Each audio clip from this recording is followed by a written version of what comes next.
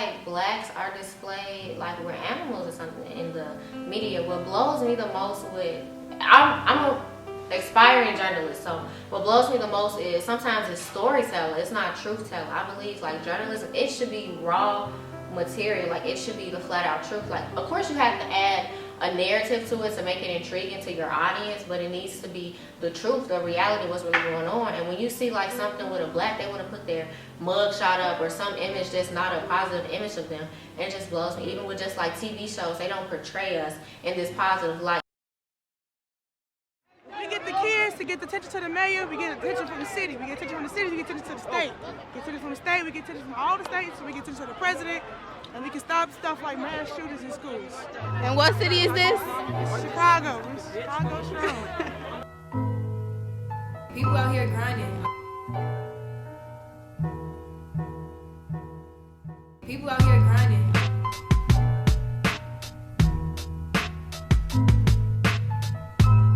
Man, people out here grinding.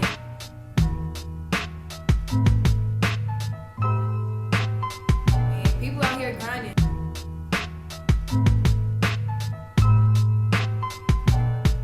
People out here grinding.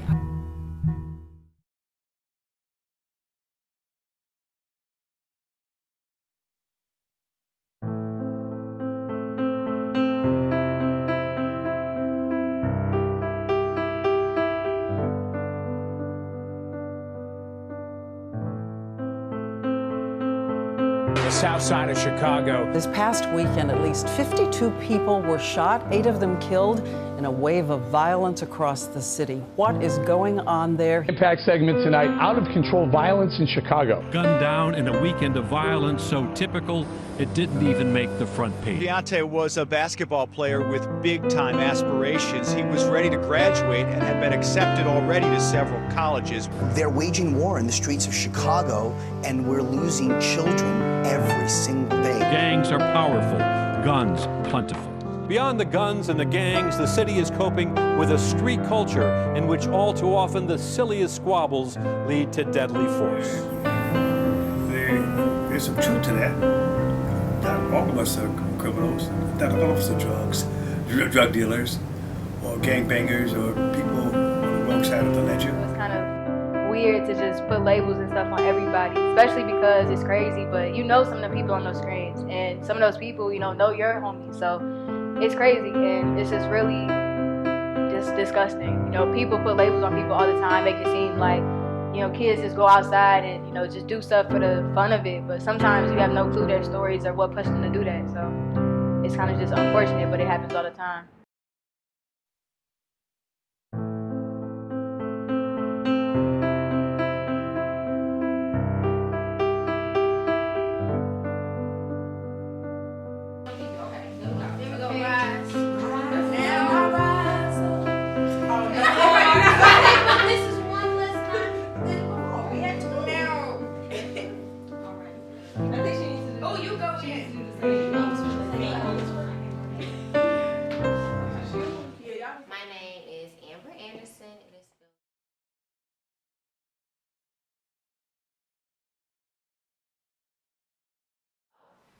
Gonna start off as a photo shoot. Craziest story. People think I'm crazy. So I told Layla I want to do a photo shoot, just playing black women, different skin complexions, different body types, different hair textures, just all these differences in the black community that are either shamed or they're either praised on a daily by society. So we do this photo shoot. It turns out nice. People, they like black as gold. They're like, oh, this is nice. It's a photo shoot. So we end up talking to a young lady who goes to Spelman. Her name is Ansa. We wanted to be featured in Maroon Tiger, who she works with, writes for, and she does like different blogs for. So she was like, okay, this is nice, but my editor is more focused on community service, like what's going on in the community, things like that. So that gave us that push to what are we going to do bigger and greater to help our community. So we went on to start this organization that was founded on the foundations of sisterhood, community service, and then eventually went on to be founded as one of our core values, career and college readiness. So it's a peer mentoring group for African-American teenage girls throughout the city of Chicago. Black is Gold means that you have more opportunities to do different things that you wouldn't get to do without the program and the organization. So we're gonna go see Black Panthers screaming. It's a man He does like a lot of public speaking and just like a lot of community service work. So he invited us to come. Black is Gold is sisterhood and having a bond with girls that's all over the city of Chicago who go through similar trials and tribulations that you might have. Black is Gold is also just an organization that's taken off. It's something that started little and now it's growing and growing. It's getting bigger. Black is Gold, it's a great opportunity. Like in general in society, Black people are looked over and we don't really get great opportunities. But in this program, we get to connect with people worldwide and like in many different aspects. Say for instance, if you want to be a journalist, you get to connect with journalists, doctors, stuff like that. So, and like you also get to bond with other females your age, and you know, you get to build off of each other and become more empowered. Hi, my name's Kimesha Moxley.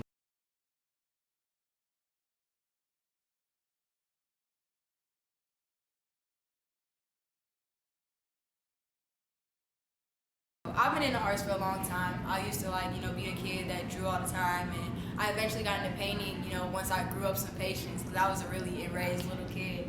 But once I started painting, I started on jean jackets, and I usually just did them customized. I didn't really want to do my own type of art. I didn't trust my type of art to be sold to other people.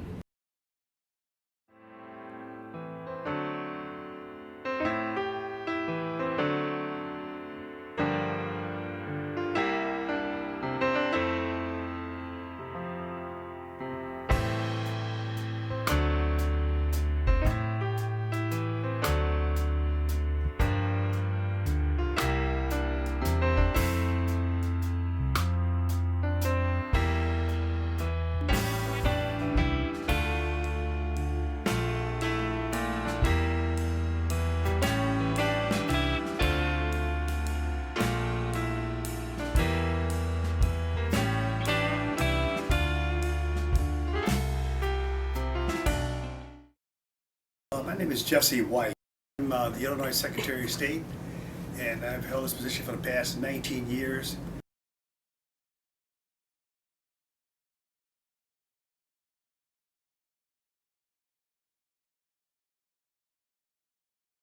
I taught school during the day, worked for the Park District at night, was asked to put on the gym show. From the one gym show in December 1959, came the Jesse White tumbling team. We're 59 years old as we speak. And I've had over 18,000 young people that come to the program. There are 225 on the team as of right now. And we have 7 units. And we are the premier halftime for the National Basketball Association. We do a lot of elementary schools, colleges, universities, professional basketball, baseball, football, and soccer and tennis teams. And my mission is to help young people grow tall and straight. Someone helped me to be where I am today. I've never forgotten it. It's called Give Back. My name is Amari Love. I have a brand called Arbitrary, and basically I make custom designs for people. Well, I have like 2 parts of my brand. So one is like my creative side, where I like make clothes for any type of person, particularly like urban wear. Like I really like street clothes and stuff that you can wear on your everyday, but it will actually make you stand out in this world. And then for my custom designs, I just do like a clientele base. So like people come to me with like certain requests for certain events, and I just create their idea of what a perfect outfit is. I wanted to start like an internship program where I help younger girls mainly get into the fashion field and kind of learn a little bit about fashion design, and then the business of fashion. And I did that. I started like around, I want to say January.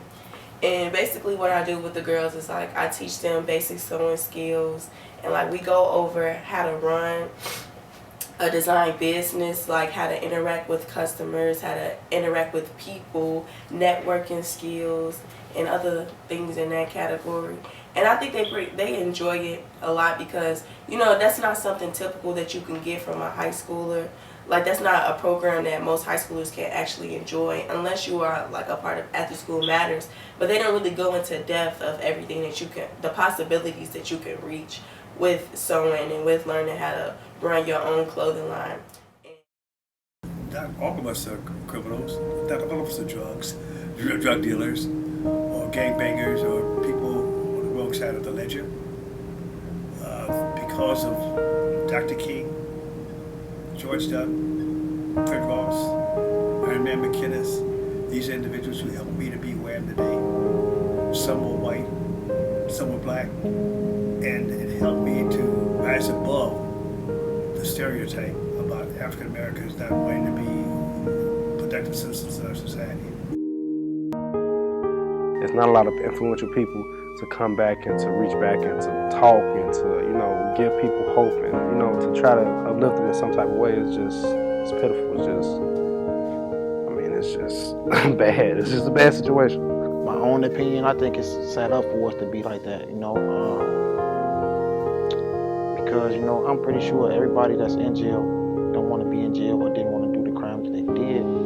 By things set up in the world for, like, right now, for black men like me, it's set up for us like that, you know, to sell drugs and to not go to school, and now they closing schools down, and, you know, a lot of things like that. So, I mean, people grew up in the projects like me, you know what I'm saying? My mama on crack, not having food to eat, not having decent homes to go to. So it's like a brainwash. That's all we knew was. I need some brothers and some sisters out there to help me to do what we should do. And that's to get back and to make this world a better place in which to live and give these young people an opportunity to go tall and straight. Everybody thinks that, you know, we have to get out of Chicago. No, Chicago's just fine like it is. I feel like the Chicago culture is what makes everyone here just so unique. And pretty much, I'm just bringing in as many young African-American kids that, you know, get bored and, you know, could be on the streets, but they out here grinding, taking pictures, modeling, doing stuff that, you know, could really get them out of Chicago, could really get them being the top of Chicago. So that's pretty much just how I play my part. And it's as simple as it can be, but it does a lot. So what keeps you going every day?